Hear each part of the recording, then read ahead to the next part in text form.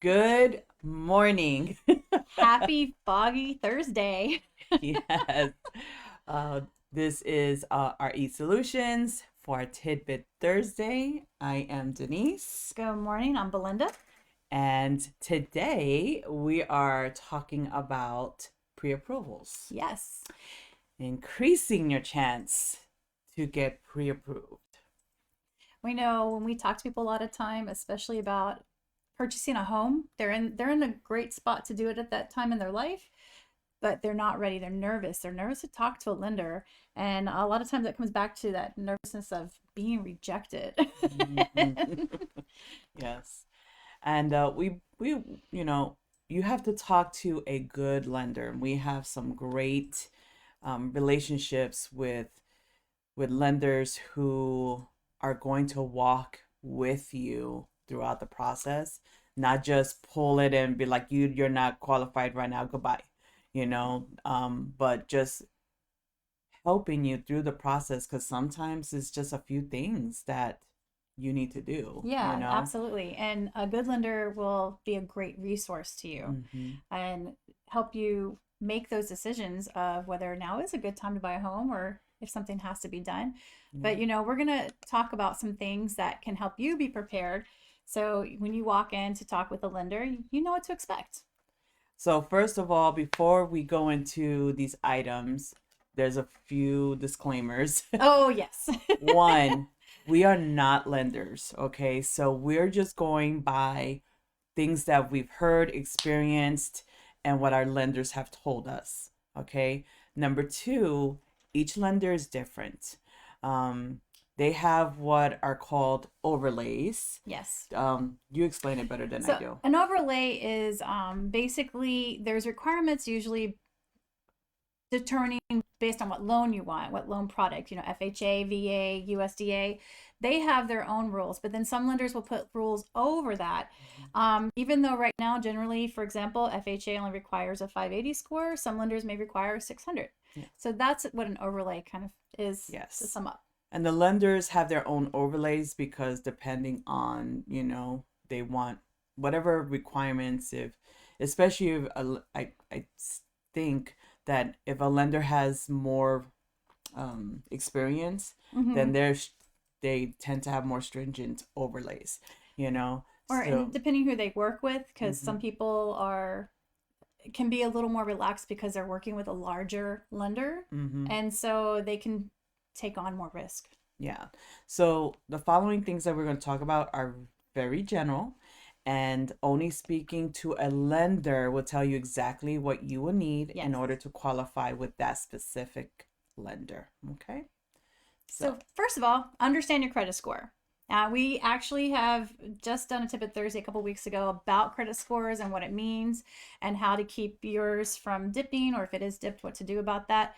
So just know that most lenders right now are requiring at least a 580 credit score. we're back to that. Yay. Yes. But I actually did talk to a lender the other day about the first time home buyers program, and they require like a 640.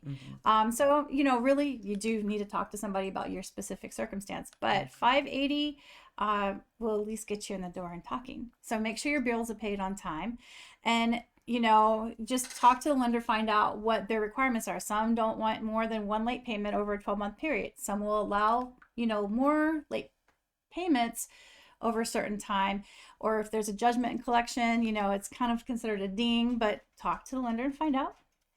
Be careful too with too many inquiries for new credit, any type of new credit.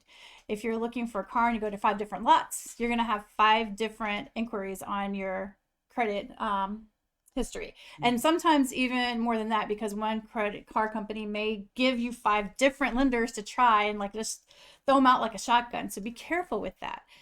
When it's different types of credit accounts or month-on-month inquiries, they tend to be a problem. Mhm. And of course, sometimes, especially with our younger folks or Mm. people who pay everything cash, you may not have enough credit or you can't get credit. So the lender needs to see how you utilize your credit and pay your bills. If there's not enough information, then they cannot make an educated determination on how you will pay your mortgage.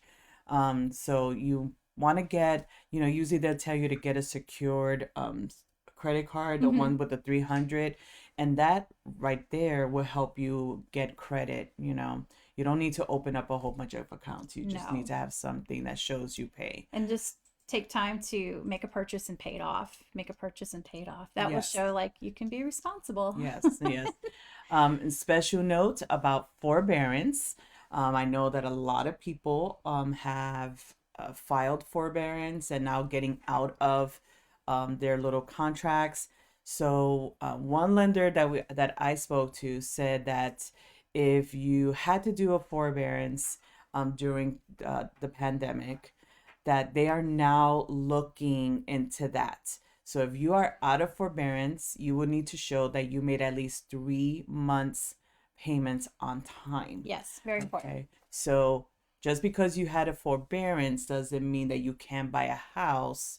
However, you definitely have to be out of the forbearance and you need to show some payment history. And most mortgage lenders are working with people when it comes to that. So just definitely check in, sorry, with your lender that you have if you have a current home and find out what's the best plan for you. So next we're going to talk about understanding your debt. Okay.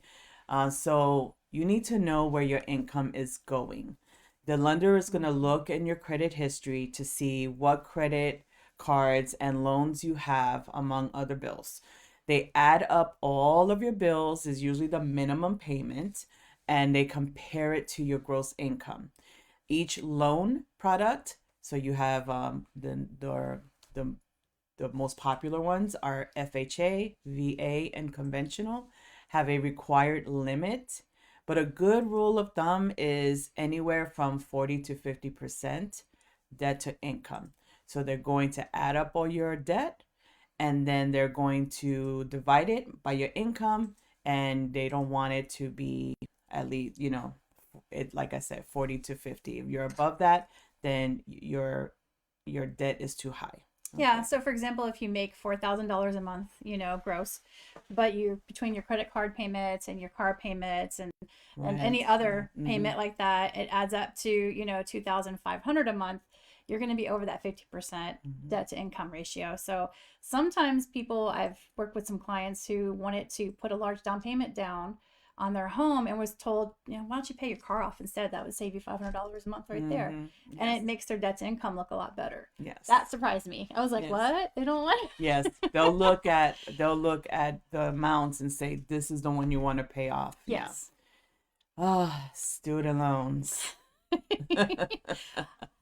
Okay, first I gotta say, we're not talking trash. If you co-sign for a student loan for your child, we've all been there. Yes. But this is where a lot of people have some misunderstandings and frustrations. Yeah. If you have a student loan and it's deferred, the lender will most likely have an overlay that says that you have to add that payment to your debt to income ratio. And if you deferred because you can't pay, that could be an issue. Mm-hmm. So if you're paying it, but it's through a special program, you want to take a look at that, talk to your lender, find out if that's going to work for whatever their overlays are, or maybe you need to start making some payments on it. So Mm-hmm. even though student loan deferment plans are nice, Yeah. they're usually one of the top Yes. culprits for denial because it does count towards your debt to income a lot of Yeah. times. So like I know when I was younger and when I got my master's, I deferred it because I could, Mm-hmm. but I could pay. I could have paid it. So now knowing, because I'm still paying. So now knowing that, I think that I should have just kept paying on it, you know.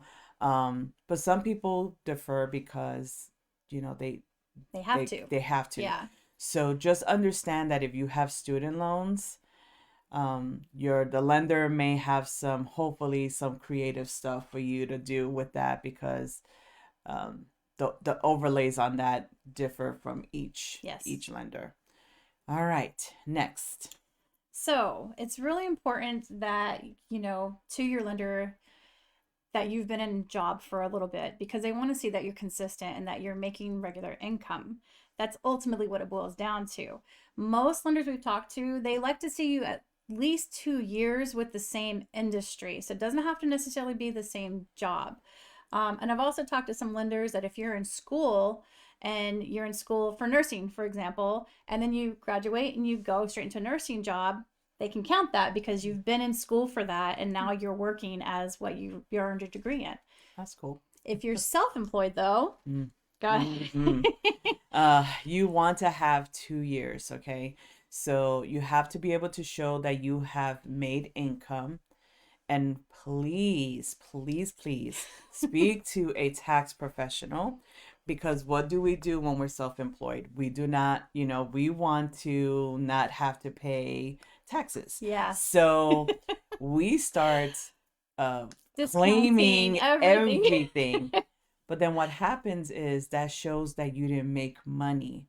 So it is very important that if you know that you want to pay, you want to buy a property in a year or two, to start speaking to a tax professional so they can help you figure out, like, okay, for these 2 years, you may want to Reduce your not deductions. claim this, Yes.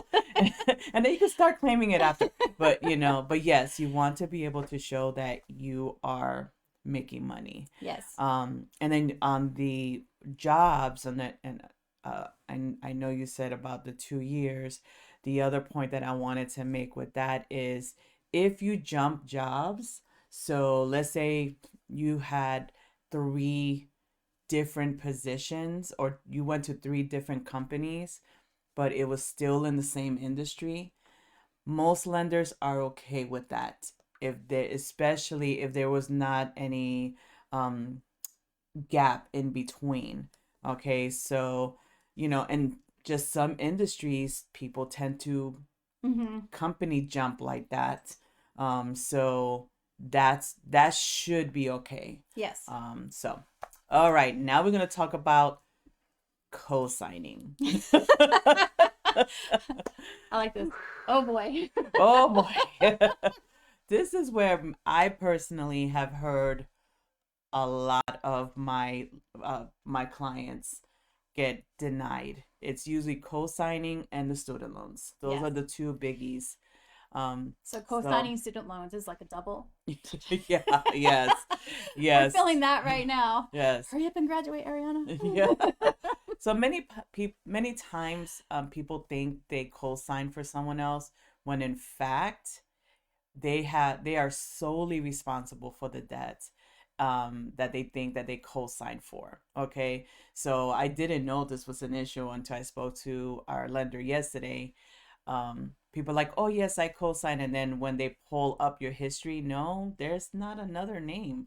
You're the sole Just person. you, boo-boo. Yes. So when you think you co-sign, just make sure, like, it's me and the person, right?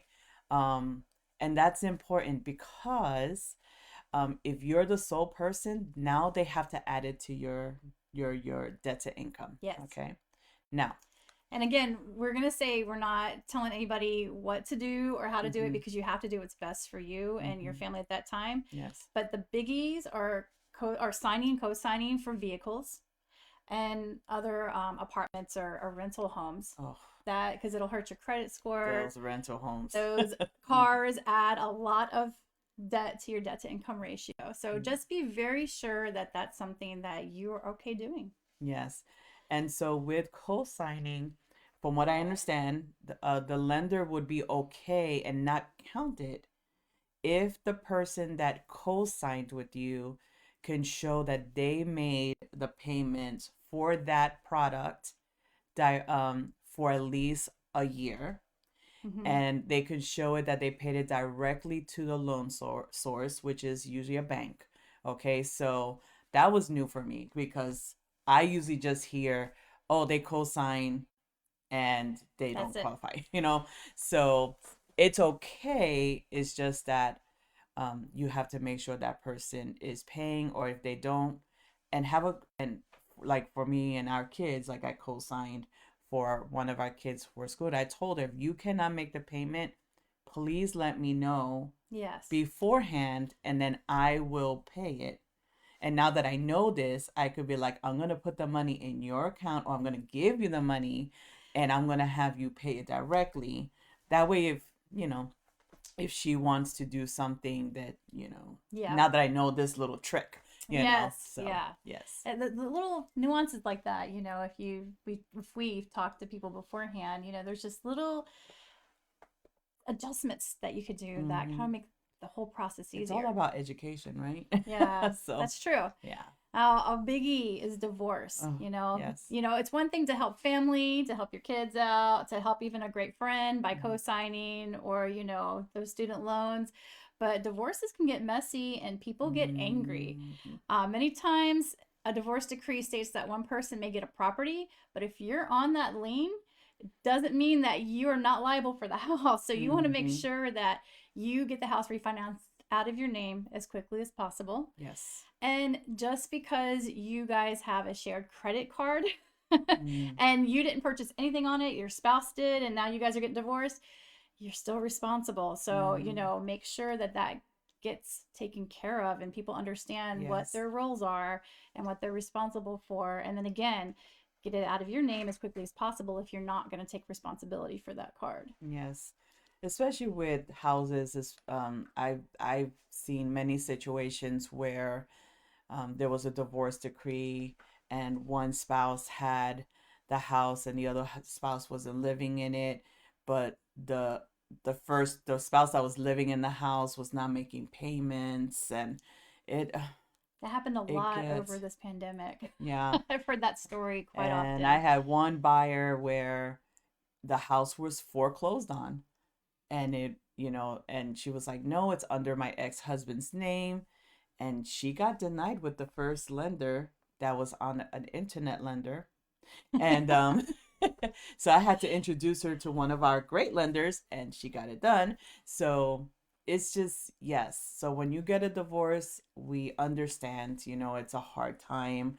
You're trying to get um, your life restarted, but as soon as you can, talk to somebody, a credit counseling service or something, to help you understand those little things that you should be taking your name off of stuff and Mm-hmm. things like that, because you're going to want to move on with your life, and you know, a house may be in the future, and many lenders will not give you a loan if you are still married, like in getting divorced. So there's just a lot of little things that you have to think about when Yeah, you're in it's that a situation. special, unique circumstance, and Yeah. kid gloves are needed. Yes. Yes. Yes. Yes. Another reason that some people that you need to be prepared for, so that you're ready and prepared when you go in for pre-approval, is certain loan products do require a down payment. And if you don't have enough down payment saved, and you don't have family that can gift you the money, that could result in the lender asking you to wait, save money, or find a family member that can help you out. Mm-hmm. So the the bigger the down payment you can make, the better chance you have of being approved Yes. for certain types of loan products, especially like conventional, Yeah. and there still are many great first time buyer programs out there that will help assist you with those Mm-hmm. down payments. So just because you don't have a down payment saved doesn't mean that you shouldn't talk to somebody and have a game plan and find out what works best for you. Yes. So we hope that this was helpful. Um, these are situations that we hear from our buyers and lenders all the time. And but now I have to say that we have partnered up with some great lenders. You know, of course, as realtors, we get courted by lenders, and they're all very nice people. Mm-hmm. But I know for us and our team, our goal is to get a lender that is as passionate as we are about helping people, you know, I think we've because been blessed with that for sure. yes, yes, because you know, you may, and we hear it all the time. We'll talk to a buyer and they can't buy right now, and Mm-hmm. then that's it. They just want to kind of stop communication. We don't want that. We want to be beside you and to partner you up with great people and resources that say, do this and this. Here's a plan for you. And sometimes that plan is easy and you just got to do a few things and then you're ready. Mm-hmm. And sometimes it's like, oh boy, I got a lot of things to do. But that's okay because it maybe it's just a year, you know? Usually it's about a year when people they say they that if it's that bad, you know. And we have one lender who actually provides credit counseling through a credit counseling group and repair, and they pay for it. Is it the rebate or they actually will pay it so you don't come out of pocket? So, from what I understand from when we spoke to him the other day, It's okay. they'll pay for it, and then when you close, You get then it and then they back will in charge closing. with it. And this person that we're thinking about, it's not expensive. It's No. not subscription based. Yeah, I already And sent a couple friends. yes, yes. And you know, and you all If you want to know, know who we're talking about, yes. Because you guys know a lot of credit repair places where you have to pay per month, and you know, so this person he had specifically told us, my goal is not to keep them. My yeah, goal is to get their credit um, increased as quickly as possible, and that was it was just wonderful to hear that. yep. So yeah, And so our bottom line, producer's writing something, so we'll see what he says. bottom line is we want to give you the information resources you need to meet your goals. Yeah, Okay. it was reimbursement at closing is what it was. Okay. So it's like Okay. a kind of like a rebate, but you get it at closing. Okay, so they pay for it up front and then they get paid back. Yeah, the Okay. person, Okay. the people, client that uses the credit repair will pay, and they pay up front. It's very reasonable, and they Mhm. can break it up over a couple months. Mhm. And then once you've met your goals and you can close on your new home, they have lender partners they work with that will reimburse That's those cool. fees. So basically, if you use that lender, then you will get that money back. I mean, Yes. that's I mean, and you know, it's fantastic. okay to have some skin in the Yeah. game initially because Yeah. you got some homework to do and we want to make sure that Mhm. you're going to do it. But, you know, if you are pre-planning to buy, and I'm sorry, if you're planning to buy and would like a pre-planning session, Mhm. reach out to us at 210-756-8588 or at www. www. Yeah, sorry. resolutionsxv.com. Or message us on Facebook, of course. So we thank you for watching. And next week, we're going to have our special holiday edition. We're going to be Can't wearing our little wait. hats. Maybe we'll be wearing some holiday shirts, maybe some earrings. We don't know. I look forward to it because it's going to be a fun one. Tidbit Thursday. And we look forward to seeing you then. Next week. Thursday. Cheers. The event. Oh, the event. So we are having a next Thursday at December 16th. At what time do we know? 6 o'clock. 6 p.m. Our next VA Veteran Business Seminar. The last one that we did, it was great. We learned so much. Yes. We have some great people that already talk, and we're just so excited to do this every Thursday, every third Thursday. Every third Thursday of the month. Yes. And so please, if you know anyone or if you're a business owner but not necessarily a veteran, come out anyway. We want to give you this information and serve you. So so next Thursday. Yeah. So next Thursday, Harley's going to be speaking this time about how to build your business credit. So if you have a business or you're planning on starting a business, and our hearts are definitely in it for veterans since we're all veterans, come out and learn some information and meet some other people in the same boat as you. Yes. So we will see you next Thursday in the morning and hopefully in the evening. Bye.